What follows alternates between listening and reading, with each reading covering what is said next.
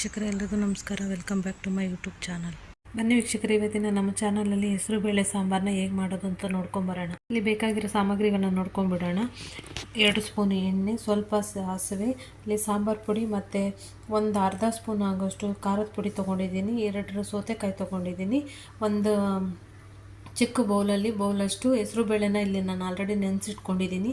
ಮತ್ತು ಈರುಳ್ಳಿ, ಬೆಳ್ಳುಳ್ಳಿ, ಕರಿಬೇವು ಮತ್ತು ಟೊಮೊಟೊ ಇಷ್ಟಿದ್ರೆ ಸಾಕು. ನಮಗೆ ಸಿಂಪಲಾಗಿ ಆಗುವಂಥ ಹೆಸರು ಬೇಳೆ ಸೌತೆಕಾಯಿ ಸಾಂಬಾರು ರೆಡಿ ಆಗುತ್ತೆ.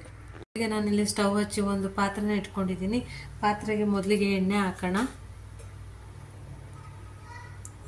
ಎಣ್ಣೆ ಕಾಯಿದ ನಂತರ ಅದಕ್ಕೆ ಸಾಸಿವೆ,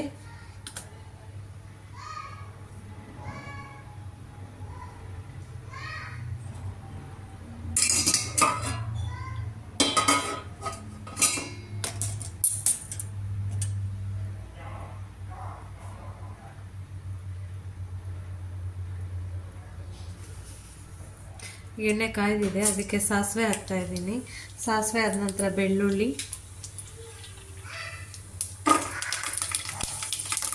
ಇಲ್ಲಿ ಬೆಳ್ಳುಳ್ಳಿ ಸಿಡಿಯುತ್ತೆ, ಸ್ವಲ್ಪ ಮುಖನ ದೂರ ಇಟ್ಕೊಂಡು ಹಾಕ್ಕೊಳ್ಳಿ. ಅದಾದ ನಂತರ ಈರುಳ್ಳಿ ಹಾಕ್ಕೊತಾ ಇದ್ದೀನಿ.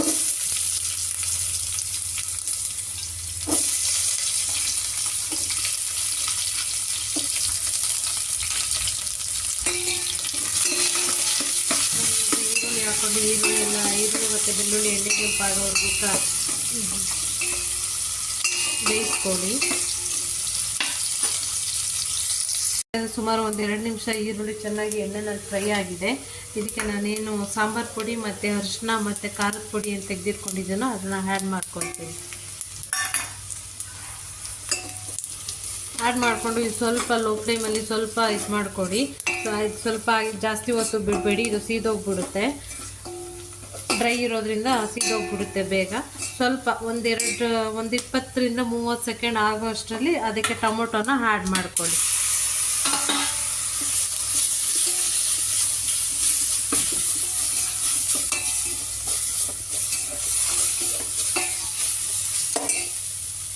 ಈ ರೀತಿ ಟೊಮೊಟೊನ ಆ್ಯಡ್ ಮಾಡಿಕೊಂಡು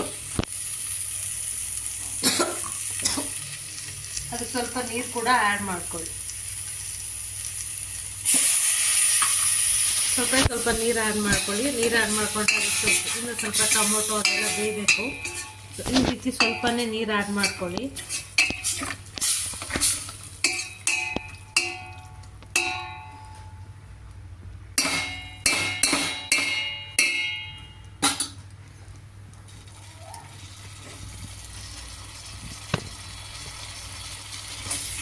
ನೋಡಿ, ಈ ರೀತಿ ಸ್ವಲ್ಪ 1-2-3 ನಿಮಿಷದೊಳಗೆ ಇದು ಟೊಮೊಟೊ ಎಲ್ಲ ಸಾಫ್ಟಾಗಿ ಚೆನ್ನಾಗಿ ಕುದಿಯುತ್ತೆ.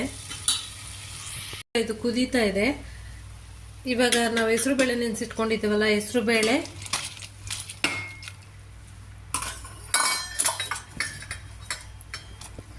ಹೆಸರು ಬೇಳೆ ಮತ್ತು ಸೌತೆಕಾಯಿ ಎರಡನ್ನೂ ಸೇರಿಸ್ಕೊತಾ ಇದ್ದೀನಿ.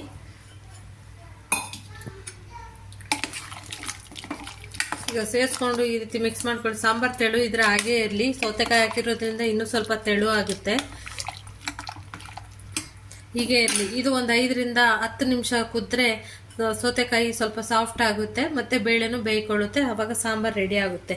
ಇವಾಗ ಇದಕ್ಕೆ ನಾನು ಸ್ವಲ್ಪ ಉಪ್ಪು ಆವಾಗಲೇ ಸ್ವಲ್ಪ ಕಡಿಮೆ ಹಾಕ್ಕೊಂಡಿದ್ರಿಂದ ಇವಾಗ ಇನ್ನೊಂದು ಸ್ವಲ್ಪ ಉಪ್ಪನ್ನ ಆ್ಯಡ್ ಮಾಡ್ಕೊತೀನಿ.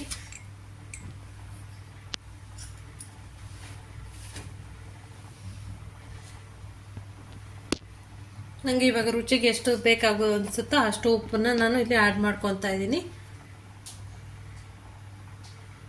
ಹೀಗೆ ಇದು ಒಂದು 5-10 ನಿಮಿಷ ಕುದೀತಾ ಇರಲಿ. ಸೌತೆಕಾಯಿ ಎಲ್ಲ ಬೆಂದ ನಂತರ ಸಾಂಬಾರು ಈ ರೀತಿಯಾಗಿ ರೆಡಿಯಾಗಿದೆ.